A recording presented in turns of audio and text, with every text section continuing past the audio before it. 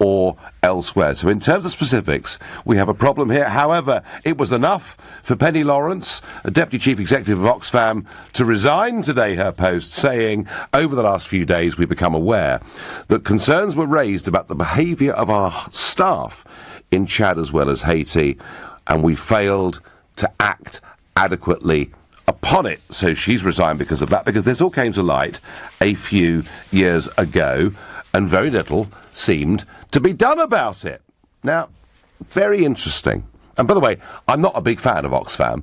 Strikes me they're a very politicised charity. If you look at many of the people who've held senior positions, I would almost regard it as an outpost of the Labour Party. But, the fact is, if they are doing good work, then, in the third world and elsewhere, then that's fine. But there's something bigger behind all of this, I sense. And it's very interesting that yesterday, the ex-Development Secretary, Priti Patel, remember, she lost her job after a series of unauthorised visits and missions in Israel, and she talked about a culture of denial that was taking place across the aid world and that had been going on for years, and my ears pricked up at that. And then I listened last night to Tory MP Conor Burns, who's the Commons aide to the Foreign Secretary, Boris Johnson, and he said last night, I believe we are at the tip of an iceberg in finding out what has been going on, and that there has been a systematic, organised, covered-up activity going on for many, many years. So there's two relatively senior Tory figures saying, whatever you've heard so far about Haiti or perhaps Chad is just the beginning of something very much bigger. And certainly evidence coming in that when missions go into poor countries, suddenly there are lots of 4x4 cars, the bars are busy, there's money in town, and all sorts of things do go on. But what interests me is, why has this been covered up to the extent that it has? And why do we continue, all of our leaders, to think that foreign aid is just so important? It was David Cameron who committed us to spending 0.7% of GDP on foreign aid every year, and indeed we do so. It is now £13.5 billion every single year that we give in foreign aid, and there's no sign, post-Cameron, of any of that culture changing. Indeed, Prime Minister Theresa May has described this target as a critical pillar of our country's foreign policy. And more extraordinarily, the new Development Secretary, Penny Mordaunt, said on Andrew Marr yesterday that she believes spending this £13.5 billion every year made Britain more prosperous. Now, it could well be that I'm just stupid. I don't know. But I fail to understand how giving this money, much of which it seems to me gets leached away in administrative costs, fraud, and indeed taken by rich people in poor countries and not where it's intended, has made us more prosperous. So I'm asking you tonight, in the wake of this Oxfam scandal, do we need to rethink the way that we spend our foreign aid budget? And if you think, no, Nigel, you're wrong, we have a moral obligation to go on doing this, then call me on 0345 6060 973, or perhaps you think, like some backbench Tory MPs such as Philip Davis and Peter Bone, the money rather might be better spent here at home, in which case you can text to 84850, or maybe like me, you think the whole thing's a scam, in which case you can tweet using the hashtag Farage and LBC at LBC. You can, of course, watch us on Facebook and comment there too. And my first caller of the evening is Robert, a new caller from Oldham. Good evening, Robert. Good evening, Nigel. So, do we need a rethink, Robert? Yes, we do. Because the 0.7% GDP target was only brought in, like you said, under David Cameron. Mm-hmm. That target has been in place since 1970, but it was only the Cameron government that brought it in. Yes. Now, you'll be aware that the Daily Express ran a Stop the Foreign Aid Madness campaign, and last week they went down to Downing Street to present a petition to Theresa May. Now, I was actually part of that delegation that went down. The Daily Express invited me. Okay. And Robert, what is your role in all of this, then? The Daily Express used my petition, which I put up on the government website, to abolish the target, because I think, as you've said, the money gets wasted. It doesn't go to the people it should do. I think the target should be abolished. It should be scaled back. to 8.4 billion, and the money should be spent more accordingly. We can spend it on... We've got 9,000 armed forces who are homeless at the moment. We've got a problem with the NHS. Not only that, we've got problems with adult social care. So I would rather see a proportion of the money used towards the NHS, adult social care, and rehousing our homeless armed forces who've done so much for our country. Robert, how big was that petition? At the moment, it's 44,000. Okay, right, fine. And it needs to get to 100,000 by the 14th of March. And then you get a parliamentary debate on that petition, yeah? Parliamentary debate, yeah. Yeah. I mean, Robert, tell me, are you a cruel, cold-hearted person who doesn't care about the plight of those living in the third world? No, I think we do have a duty of care, but I think we've also got a duty of care to the people that we look after at home. I think we do have a case to spend money abroad, but it needs to be spent more wisely, and we shouldn't be spending £13.4 billion. And I might add that figure rises if the economy improves. I know. It's 16 billion by 2020. That's right. It's a measure, isn't it? It's a measure. And there was a case a couple of years ago when our GDP growth for the year was bigger than the government had anticipated, and they had to spend £1 billion in 3 weeks, I was told, to make sure we kept up to the figure. Crazy. It's not about being cruel. I mean, the government gets penalised because it's an arbitrary target. Yep. They get into trouble if they don't spend the money. So they're under pressure, like he said, where they have to spend £1 billion in 3 weeks, otherwise they're in trouble.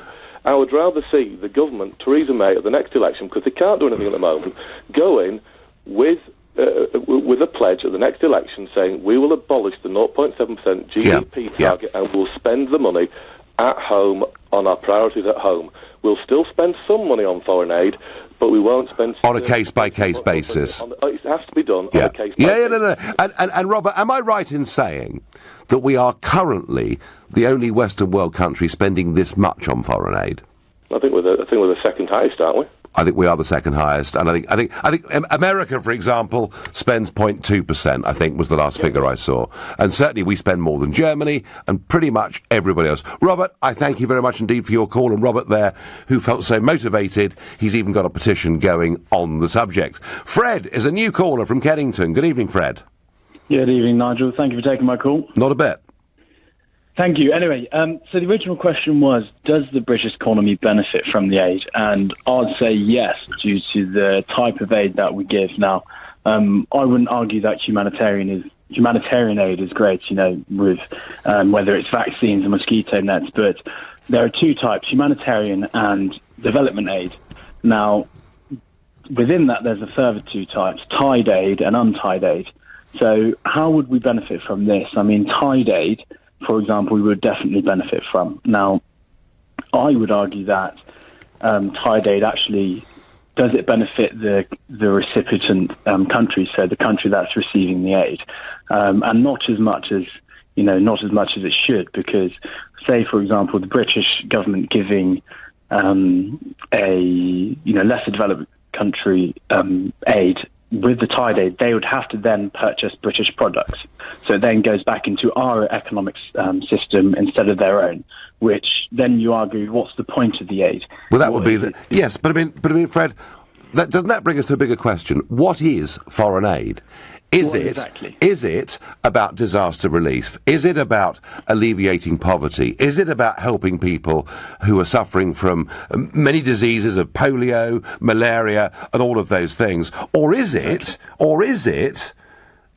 as the Prime Minister said, a critical pillar of the country's foreign policy? Is it, as Penny Mordaunt almost seems to suggest, when she says it makes Britain more prosperous, is it almost part of our sort of overseas investments? That's the question, Fred. What is it really for? Well, exactly. Is it going towards the actual development of the country, or is it going for almost a vanity project of we spend 0.7% of our GDP, but are we looking at the results? We're just looking at the money spent. What has our overseas aid budget done? We'll be far better off in terms of development with trading with the nation, or even further than that. Well, I think, Fred, the clue to helping some of these poorer countries may well be Brexit. Fred, I thank you for your call, and I'll come to that Brexit point in just a moment. But for me, why have we been given money to countries like India, who've got nuclear programs, who have had, warships with planes on them, aircraft carriers at times we haven't? Why have we been giving money to countries like Argentina, who've been busy purchasing jets and still have designs over the Falklands? Why have we even been giving money to North Korea?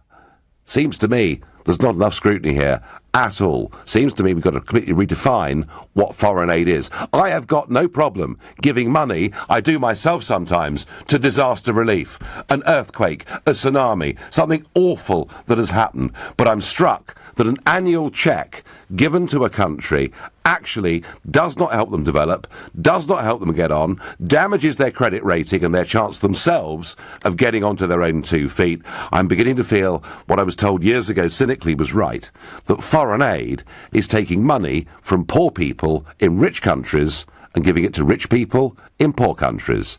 You're listening to The Nigel Farage Show, exclusively on LBC. It's 7:15.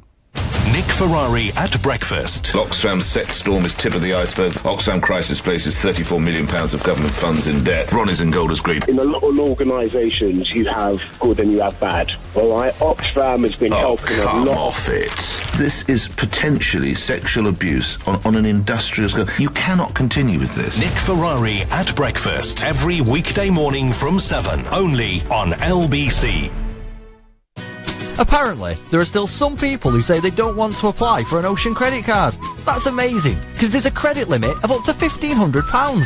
Text so you keep control of your spending, and you can see if you'll be accepted before you apply at checkocean.co.uk without affecting your credit rating. But I know the real reason people say they don't want to apply, because they've already got one. To apply for an Ocean credit card, go to checkocean.co.uk. Intelligent Lending Limited is a credit broker. Capital One is the exclusive lender. Even if you only employ one person, you have to provide a workplace pension. It's the law. Get to know your responsibilities with help from the pensions regulator. Visit workplacepensions.gov.uk. What better time to take the kids to see Gran than half term? But maybe this year you shouldn't all try to squeeze into your old bedroom. First stop, premierin.com. How about a family room? Plenty of space for everyone, and the kids stay free. A great sleep and unlimited breakfast. You'll need it to keep up with everything the Rellies have got in store. Stop searching, start saving at premierin.com. Crikey, the boiler's gone again. Cold showers. Oh, I'll have to get someone round and tidy up and get better biscuits. I've only got malted milk. I can't have no shower. I've got Zumba on Wednesday. Relax. Relax. It's Trust a Trader. Bloomin' lovely tradespeople who do the job right. You pop in your postcode and find great tradespeople right on your doorstep. Oh, he's here. Get the party rings out. Visit trustatrader.com. Don't be down. See, things are looking up. There's an upbeat upside to 2018 already. Just step up to the Renault Upgrade event. Upgrade your old car and get up to an additional £2,000 towards a Renault Kadjar, all-new Koleos or new Captur. It's up to you. Just order your upgrade by the 31st of March 2018. Visit renault.co.uk/upgrade to find out more. Vehicles must be registered by the 31st of March 2018, subject to status, T's and C's apply, 18+. Retail customers only, participating dealers only. Come to Galliard for new London apartments from under £300,000. Jessica House is well located. Just a 12-minute walk to Wandsworth Town Station, just one stop from Clapham Junction, and it takes only a minute longer to walk to the Tube at East Putney. These superbly specified studio and one-bedroom apartments benefit from daytime concierge and secure parking.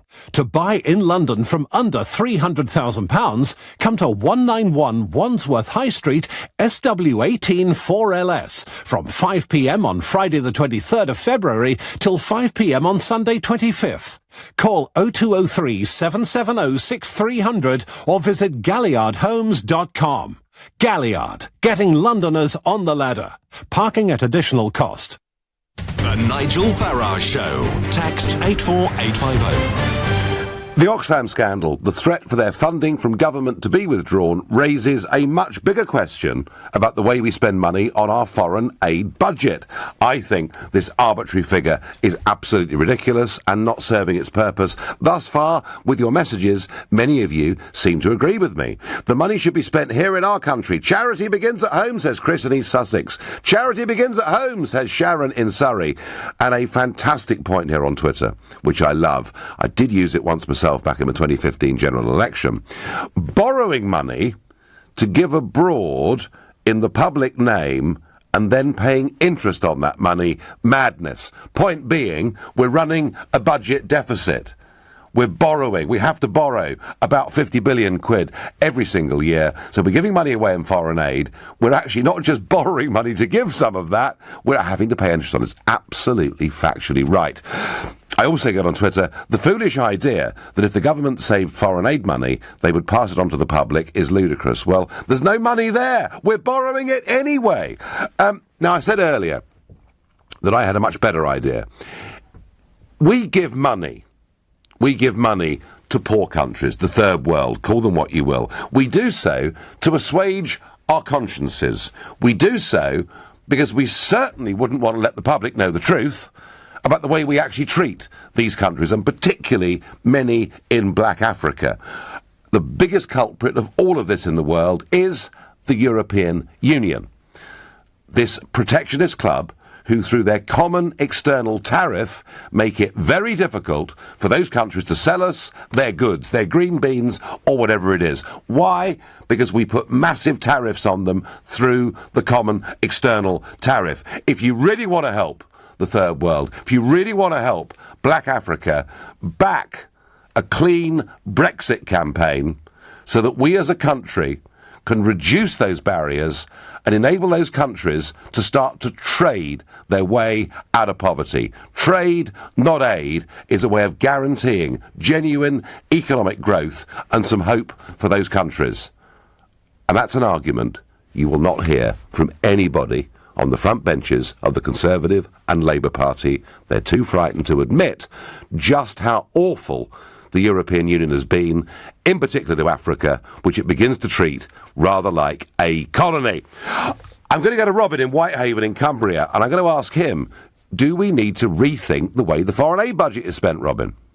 I think, Nigel, a lot of what you say sometimes is truthful and very sensible, but my biggest fear about this crisis with the charity workers abusing the positions is that we shouldn't let that be a reason and an excuse to cut money that we give as foreign aid and charity, because some of the most desperate people in the world need that, and that's what keeps them alive. So we mustn't let the small minority of people who have abused their positions to influence government in stopping giving money, and also people who give themselves personally to charities. We shouldn't let conflict the two, because that's a very serious danger that people are going to lose out, and eventually they'll lose their lives if they don't get the aid that's needed. But we mustn't let that be. Well, Robin, Great Ormond Street gave back a whole chunk of money after knowing that a lot of it was raised by the President's Club, which caused a storm. So there are questions about this. But Robin, I mean, we've got a virtual admission here from, the Deputy Chief Executive of Oxfam. She basically says, look, I'm resigning because allegations were made and we simply didn't deal with them. And Robin, you may think I'm being a bit too suspicious, but when I see that statement, and I also see what Priti Patel, the ex-Development Secretary, says, and I add to that what one of Boris Johnson's aides, Conor Burns, says, and I begin to see a picture here that anything that's gone wrong has been covered up. I begin to think, Robin, it's because there's so much money in that sector and such good pay and conditions for those that work in it. Am I being too cynical?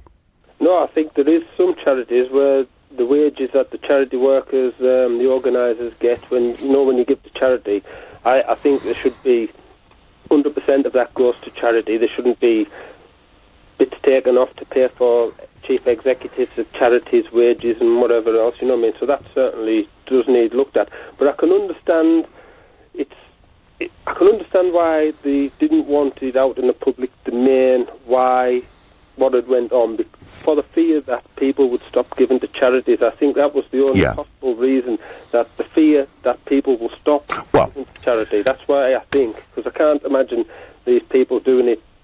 Well, the fear that people would stop giving to the charities and they in turn would suffer as well. So there's a little bit of both there, Robin, isn't there, really?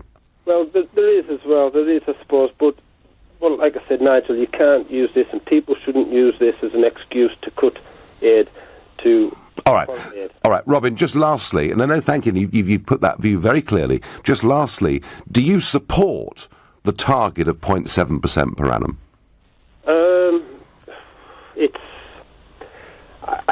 Honestly, Nigel, I don't know whether you should have a set amount, because there's different crises all over the world which will need a different amount. So it should be, they should have a charity committee that will come together, and then they'll decide an amount and look at how the books settle in this country. Then they can say, well, that country needs more for this. Okay. So, you know what I mean? Rather than having a set amount.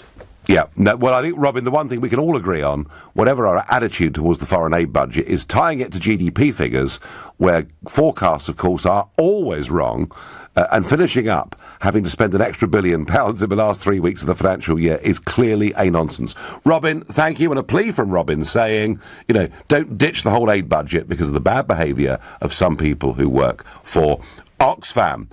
Paul is calling from Guildford, a new caller to the show. Good evening, Paul. Hello there, you all right? I'm all right. So tell me something. When Penny Mordaunt tells us it makes Britain more prosperous, is she right? Majority of what she says is right, and the only reason I know this is because I used to work for Safeways. Years ago, we actually ran a number of lorries packaged with equipment over to Bosnia when the conflict was over in there, and the government provided the funding for that. So a lot of things like, for example, people keep on going on about why we give it to India when they've got a nuclear program, is because when you give the money to them, they will specify that English companies are on the contract, so we actually get the money back. North Korea is a different one. That's political, so we're giving them money so that we can establish political relationship, which, to be honest, is what you should know anyway, because we do that a lot with countries. Even India is a political thing. It's not necessarily we're giving them money because they can afford to do it themselves. So in fact, Paul, what you're saying, and I suspect you're right, is that actually the foreign aid budget now is an extension of soft power in terms of foreign policy and is directly linked to trade and imports and exports. So when she says we are actually making our country more prosperous, the reason for that is because companies, for example, like Safeways are getting the money, paying their staff, pay tax, so on and so forth. So wouldn't it be more honest to say, actually, it's not the foreign aid budget, we're using it as a form of bribery to bribe other countries to do business with us? More or less, yeah. Yeah. That's exactly it. It's diplomatic. It's we give you money, you give us something back. That's all it is. It's just you shake my hand, I'll shake yours. Yeah, well, I'm sure Safeways weren't doing that, of course, Paul. But, now listen, good point, Paul. And actually, I've heard William Hague make arguments over the past few years defending the foreign aid budget, as indeed virtually the whole of the front benches in Westminster do. And I've heard this argument, but it's not an argument for foreign aid, it's not an argument for humanitarian relief, it's an argument to support some of Britain's businesses. Whether it actually works or not, I simply do not know. John says on Facebook, my son, a Royal Marine, and his regiment were sent to the Caribbean to help after the hurricane. That's the only assistance we should give. And John, I've said it before, I'll say it again, when it comes to hurricanes, when it comes to tsunamis, when it comes to earthquakes and people in real trouble, I think we should help. And do you know something? We almost don't need the government to help, because when these things happen, the British public give generously. They give huge tens of millions of pounds to all of these disaster relief projects. Rick says we should send aid in the form of medicines, food and clothing only. No cash or money should change hands. Rick, I think you're right, and I think we actually need to say, look, if this is the foreign aid budget, it's about aid. It's not to implement our own foreign policy. It's not part of our trade policy. They should be separate things and be a bit more frank and honest with people. I wonder what Desmond in Camden thinks. Good evening, Desmond. Good evening to you, sir. Well, I did a cursory check on some statistics. Yeah. And apparently Oxfam employ about 5,000 people directly and have about 20,000 people as volunteers. Uh-huh. Okay, so out of that, consider some other statistics that it's apparently the case that 3% of men have paedophilic tendencies, apparently. And about I'd question that, Desmond, but go on. Okay. 7% of UK men have paid for sex. In other countries, worst case scenarios, Haiti and not Haiti, Cambodia and Thailand, right. 70 to 80% have paid for sex. Right. You will have inevitably, and any company that employs people will inevitably have people who are awful. Yeah. And Oxfam sacked these people, and they got others to resign. What more could they? Well, on the face of it, Desmond, have done? On the face of it, Desmond, what you say is quite logical, and I couldn't disagree with it. And yet, we hear government ministers telling us what we've seen so far is the tip of the iceberg. Hints, as I say, that it may well involve illegal sexual activity with minors, and, Desmond, the fact that it's been covered up. And I think, the resignation note of Penny Lawrence does say, that concerns were raised about the behaviour of our staff in Chad as well as Haiti, and we failed to act adequately upon it. Desmond, logical point, but I suspect there's more to it than that. At least it feels that way to me. You're listening to the Nigel Farage Show here on LBC. It's 7:30 and time for the news with Thomas Watts. The Prime Minister has urged Northern Ireland's leaders to make a final push to salvage power sharing. Theresa May's been holding talks with the Stormont parties and the Irish Taoiseach, Leo Varadkar. Oxfam has made a full and unqualified apology for the behaviour of some aid staff in Haiti in 2011 and the organisation's response. Its deputy chief executives resigned after claims the charity mishandled claims of inappropriate sexual behaviour by workers. Detectives investigating the disappearance of Madeleine McCann have applied for more funding for the search. The Home Office has confirmed it's considering a Scotland Yard request for more money to keep the investigation going. LBC weather, mainly clear and cold across the south tonight. Some showers in the west of England and in Wales. Hill snow in Scotland, a low of freezing. LBC travel on the M25 anti-clockwise. One lane is closed between junction 3 for the Swanley interchange and 2 for the Dartmouth interchange. It's following an accident. And on the M4, very slow moving eastbound between junction 5 for Langley and 4B for the M25 following an accident which has been moved to the hard shoulder. In Haringey, Seven Sisters Road, that's closed both ways between Berkeley Road and Amherst Park because of a police investigation. And on the tubes, on the District Line, no service between Gunnersbury and Richmond following a signal failure. LBC Travel, I'm Anne-Marie Walsh. This is LBC. Dacia, a car company unlike others. I like that. Europe's fastest selling automotive brand. I like it. The Dacia Sandero, a What Car Award winner 6 straight years. Like that too. And it's yours from just $5,995. Very likeable. Read the glowing reviews at dacia.co.uk from our lovely customers. What's not to like? Seems more and more people are warming to the Dacia way. You'll like it too. At participating dealers only. Block management. 2 very simple words. But what do they actually mean? Well, there's budget approval for starters, then service charge invoices, health and safety paperwork, cleaning, gardening, maintenance, inspections, contracts, insurance, emergency call-outs, and a whole lot more besides. So for complete block management solutions, just remember 3 simple letters. ABC.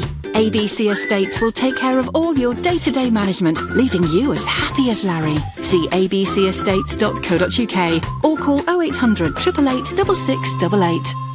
Ian's proper croque monsieur. The odd thing about me and my dad's love of a croque monsieur is that we've only been to France together once. It was back in '93 and it was the last thing we ate before getting back on the ferry. So every time he comes over now, I make one. Nice thick cut white bread, a couple of slices of cured ham or turkey, and of course, Gruyere cheese. I think that's how you say it. Enjoy your own croque monsieur, smothered with our finest Gruyere.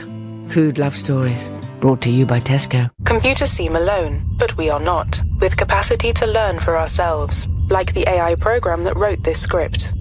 At Hiscox, we recognise that as technology gets smarter, so do cybercriminals. Our business insurance gives you access to a network of specialists, with expert advice in the event of a data breach. Hiscox, ever onwards. Crikey, the boiler's gone again. Cold showers. Oh, I'll have to get someone round. And tidy up. And get better biscuits. I've only got malted milk. I can't have no shower. I've got Zumba on Wednesday. Relax. Relax. It's Trust a Trader. Bloomin' lovely tradespeople who do the job right. You pop in your postcode and find great tradespeople right on your doorstep. Oh, he's here. Get the party rings out. Visit trustatrader.com. Even if you only employ one person, you have to provide a workplace pension. It's the law. Get to know your responsibilities with help from the pensions regulator. Visit workplacepensions.gov.uk. £1 could buy you a couple of minutes at the hairdresser's or a handful of cinema popcorn. Or £1 could buy you a Thunderball ticket for a chance to win £500,000. Bit of a no-brainer, really. Thunderball, only from the National Lottery. For just £1, you could win £500,000. Why not play this Tuesday? Rules and procedures apply. Players must be 16 or over. Leading Britain's conversation.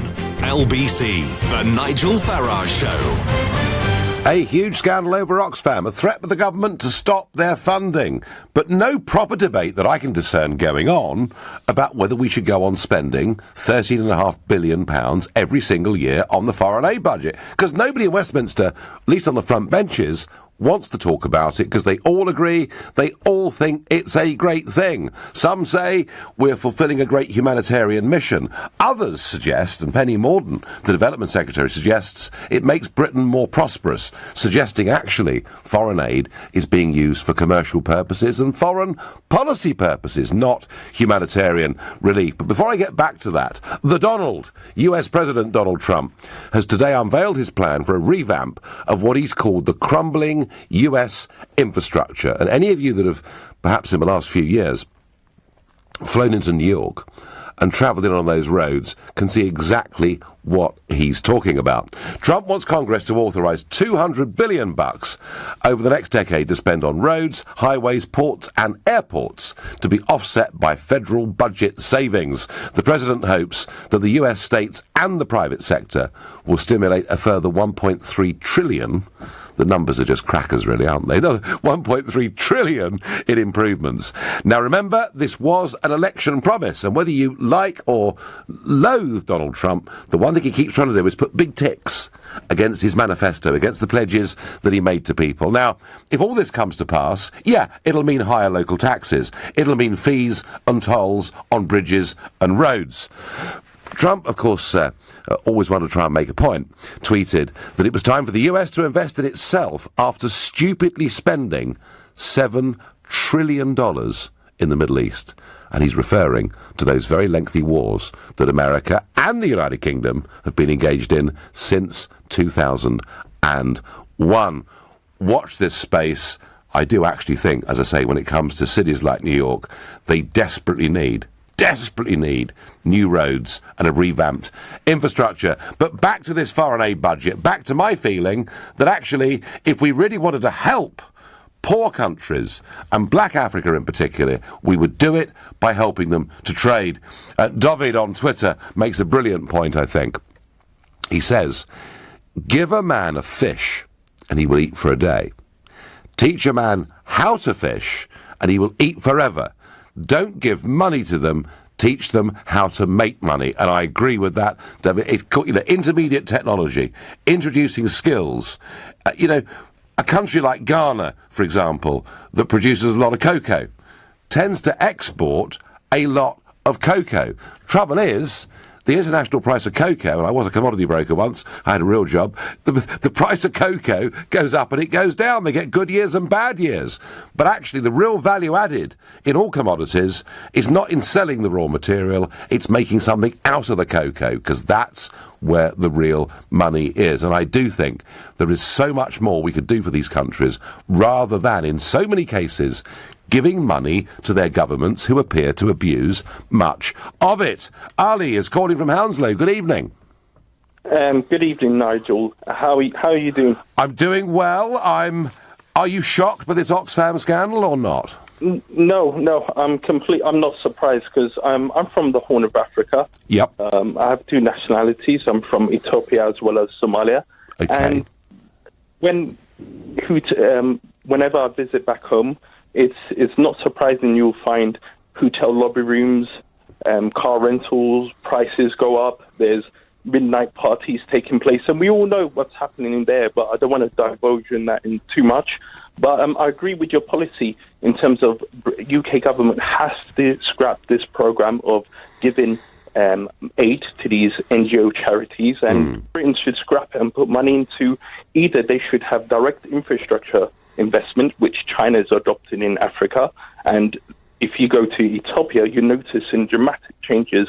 Our economy is rapidly developing. We were the fastest growing economy in Africa due to the policy of direct infrastructure development. Is that what Donald Trump is trying to implement in America? Very interesting. And it's creating unbelievable, countless numbers of jobs.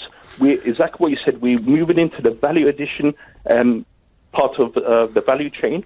Jobs are being created, and Ethiopia has clearly abandoned this development, this program of, and really restricting NGOs, and there's dramatic differences taking place in Ethiopia. But whenever I go to Somalia, the other place of my origin, I'm noticing hotels are being sprung up to cater for these NGOs. It's creating inflation whenever I visit my local town.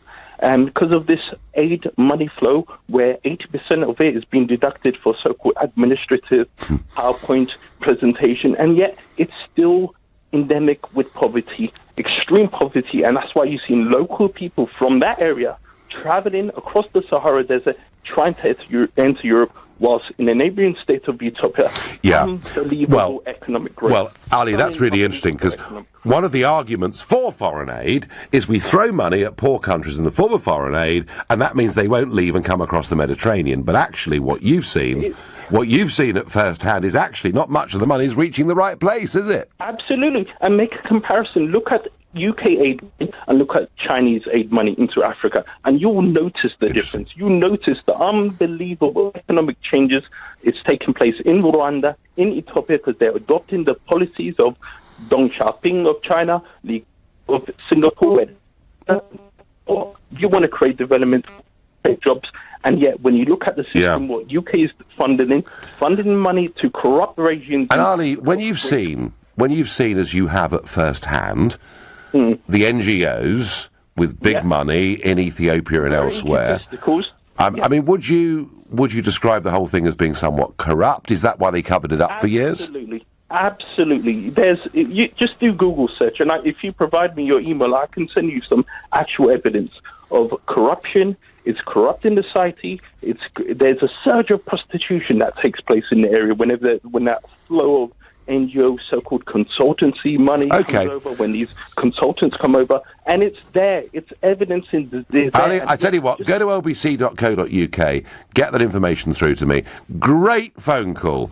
I was going to say phone call of the week. It's only Monday, but that was a great phone call and very insightful, and thank you. And I thought it was really interesting, the point he was making about the way the Chinese do this compared to the way we do it. Fascinating. Ralph is a new caller from Reigate in Surrey. Good evening, Ralph. Hi, good evening, Nigel. How are you? I'm well. So, come on, tell me I'm wrong. Tell me every penny we spend is great value and doing huge good. I don't think so. I actually agree with your previous caller. I think the main question or the main point of discussion we have to be having is, I think everyone agrees that just pouring money into this situation is not helping anything at all. More importantly, I think it's how can we enforce or at least help these countries which have really, really weak institutions, in terms of if we did donate money, if you do give money, it either goes to NGO firms, not all of them, but a few really hammer on the PR, to guilt trip the public. But the second aspect is sort of these weak institutions that just mop up all the funds. Really, these corrupt politicians just mop up all the funds. So how can one play a part from here in terms of creating more democratic countries and also having strong institutions there? Well, that's not an easy question to answer, is it? Of course it's not. And as you say, a lot of these countries are deeply unstable. but we should not allow our money to be filtered into corruption that may keep them unstable for longer than they need to. Yeah. I mean, I completely agree on that. And there was another, I think it was a caller called Paul, and he had a very interesting point in that sometimes it feels like we have to make compromises just because of the level of trade we have in these parts of the world. Yes, I know. But shouldn't we in that case then, Ralph, be more honest about this and not call it the foreign aid budget? I fully agree with that. I fully agree with that. We have to also be transparent in how we're engaging with these parts of the world, and we're for not. what reasons as well. Yeah, we're not. Ralph, I thank you for the call. And a classic example of where it all goes wrong is, and back to my friends of the European Union, their overseas third world fisheries policy, where they give money to African countries to allow European vessels to go and fish in their waters. It is relatively unpoliced.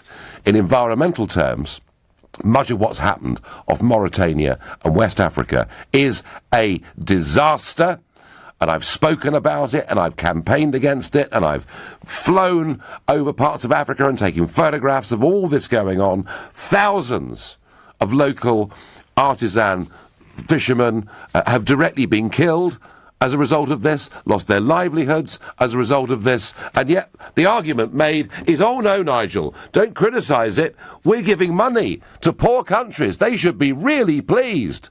Oh no, they shouldn't. You're listening to the Nigel Farage Show, exclusively on LBC. It's 7:45. Coming up at 8 on LBC, Clive Bull. Windsor Council wants to impose £100 fines for antisocial and aggressive begging. Is this a cruel attack on the homeless or the sensible protection of the public? Clive Bull on LBC. Why, hello. It's me, Dracula. Relax. I don't bite much. Unlike the cost of some broadband deals. That's why I switched to Sky Fibre Unlimited. Just £25 a month, including line rental, plus a $9.95 setup fee, exclusively for new and existing Sky TV customers. Frightfully good value. It's totally unlimited, super fast, and they'll never slow you down, even at peak times. Well, you don't want anything to stop the flow when you're screaming. Sorry, streaming, do you? Search Sky Fibre. Sky. Believe in better. Available to new fibre customers in Sky Fibre areas. New 18-month contract. Check speeds at sky.com. Further terms apply. The transfer window may be closed, but at Football Index, you can still buy and sell top players for real cash. Football Index is the player trading exchange where you can profit from your football knowledge from as little as £10. Trade up to £1,000. And if you don't love Football Index, get a refund with our 7-day money-back guarantee. Visit gofootballindex.co.uk and become a football trader today. Powered by Opta. Over 18s and new customers only. Deposit required. Other terms apply. Gamble responsibly. It's time. Time to join the millions of people that meet happy with Zoom video conferencing. With stunning HD video, crisp audio, and instant wireless sharing across any mobile, tablet, or desktop device. But the best thing about Zoom? It just works. So ditch the distractions, join the movement, and meet happy with Zoom video conferencing. Visit zoom.us to set up your free account today. That's zoom.us. Zoom video conferencing. You could visit 10, 20, 50, 100 car dealers. Or just visit Car Giant with giant choice and giant savings. Car Giant. Sometimes knowing what to do with your savings can be a little confusing. But with NS&I, you can relax because our new fixed-rate guaranteed growth bonds and guaranteed income bonds give you returns that are guaranteed. You can invest from £500 up to £1 million in each issue for 1 or 3 years. And because we're backed by HM Treasury, every pound is 100% secure. Enjoy peace of mind at nsandi.com. NS&I. Safer savings set you free. No need to be frozen this winter. Well, it's not Ice Age. Indeed, some like it hot. And until April the 1st, Swale Heating are giving away 2 free cinema tickets with every A-rated Worcester Bosch boiler. Plus, you'll get a warranty of up to 10 years and a year's free cover for the whole central heating system, subject to survey. And they can fit within 24 hours if necessary. Mamma mia. That's good. Just text the word frozen to 84433 today. People will be in hot pursuit. Enough already. Taxi! Driver. Right now at Homebase, there's 3 for 2 on all wallpaper. That's amazing value. Homebase, always your home, always low prices. Cheapest item free, in-store only. Excludes clearance outlets. The The Nigel Farage Show on LBC. Call 0345 6060 973. Is the $13.5 billion we're spending on foreign aid every year bringing great benefits to the countries we give it to, and indeed, as Development Secretary Penny Mordaunt claims, to us as a country as well. And I want to get back to that in one moment, but for now, UKIP. Big week for UKIP, difficult week for UKIP. Extraordinary General Meeting takes place this Saturday in Birmingham. This is after UKIP leader Henry Bolton unanimously lost the confidence of the party's NEC. So this EGM will decide, does Bolton stay, does he go? And this afternoon we learn that Paul Oakden, the party chairman, will be stepping down from his role, and that'll happen this Saturday. So, yeah, yet more instability, yet more turbulence. Why is Paul Oakden stepping down? Well, I think the honest truth is the party doesn't really have the funds to pay him properly to do the job. And, you know, he's not a particularly old guy. He's got to kind of get on with his life. But it's part of the difficulty, the problems that UKIP's had over the course of the last 18 months or so. Saturday will be a very dramatic day for all those that attend, and I've no doubt the media will absolutely love the spectacle. Chambers on Facebook says to me, I do not consent to my tax money going abroad. I do not authorise the government to do this. Well, tough luck, matey. It's been decided that 0.7% every year is going to be spent. Cameron was the first Prime Minister to keep us to it, and Mrs May intends that we stay there as well, and you won't get Jeremy Corbyn opposing it either. On Twitter, I get trade, not aid, a comment that I made earlier.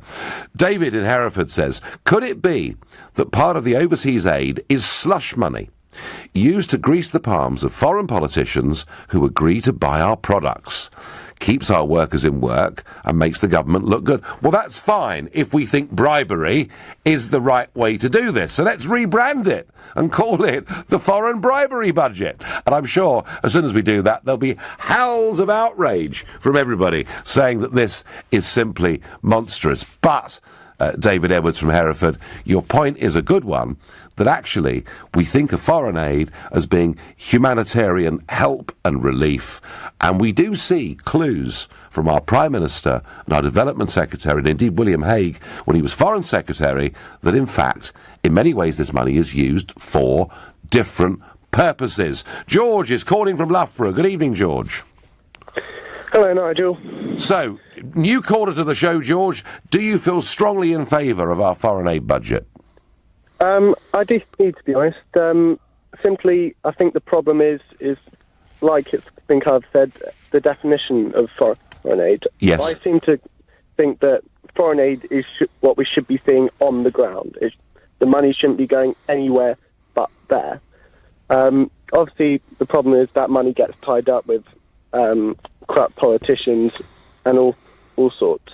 So what kind of really needs to be sorted out is the route that we get the money there. I don't think there's any problem with the amount allocated. I think that's fine, and perhaps in certain circumstances that could be altered or even added to if need be. I think foreign aid is a very important thing if we're talking about the right sort of foreign aid and the stuff that we should be seeing on the ground helping people out. Okay, George, I understand the point you're making. I mean, are you comfortable with us giving foreign aid to countries that have got nuclear weapons, the countries that have got, big military programs?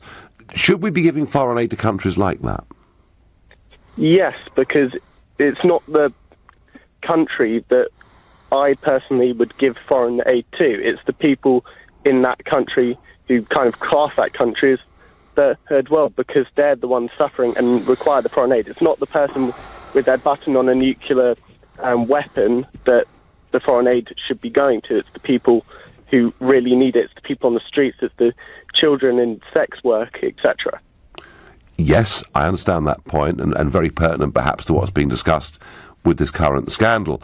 But yeah. George, are you happy that several £1 million a year has been going to projects in North Korea?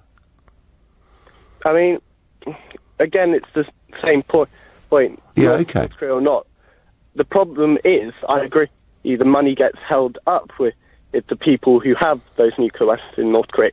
There would be absolutely no problem if it went to the people in North Korea who actually need that money. Yeah. It doesn't matter what race you are. If you need help, we should be a country Okay, who are happy to give that help. George, you are making the humanitarian argument for foreign aid to be used to help people, as opposed to being a way of abetting British trade or being a sort of soft power part of our foreign policy. As someone who cares about this, and clearly you do, how do you feel today about Oxfam? Well, it's just kind of a big disappointment, and it clearly kind of shows that big business, essentially, and even big aid charities are not the answer to supporting foreign aid. It needs to be done through smaller channels, perhaps. OK, and do you think the government would be right to withhold the £30 million plus a year they currently give to Oxfam? That's a hard call because... I know.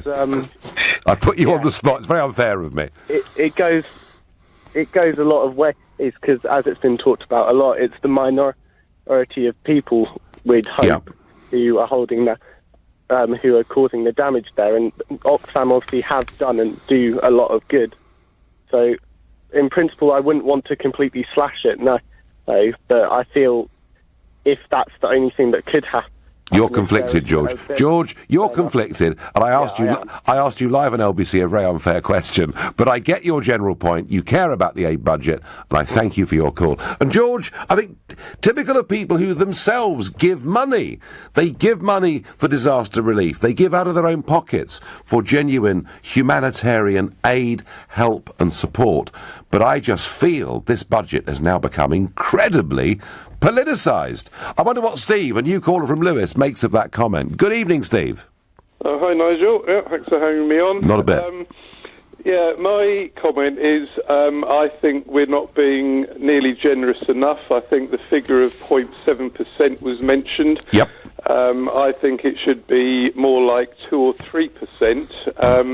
A lot of people say, this money should be spent on the UK, but I think we've developed a culture in this country of give me, give me, give me, give me.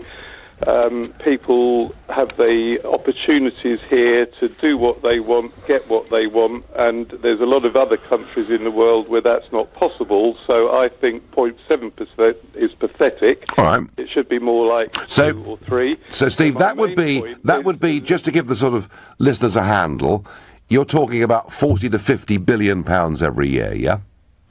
Yes, but I can't do the maths, but that must mean that, the country's income is 200 or 300 billion or 1,000 billion, even though we've got a massive national debt. But we do. My main point is what I think Oxfam and Save the Children and charities like that have become too big and too bloated. They obviously don't have control over what's going on. But what I think should happen is that every rich country, i.e. us and most European countries, Canada, America, the UN should say to the UK, you are responsible for this country. Well, I'm sure, Steve, some of these charities are doing the job very, very well.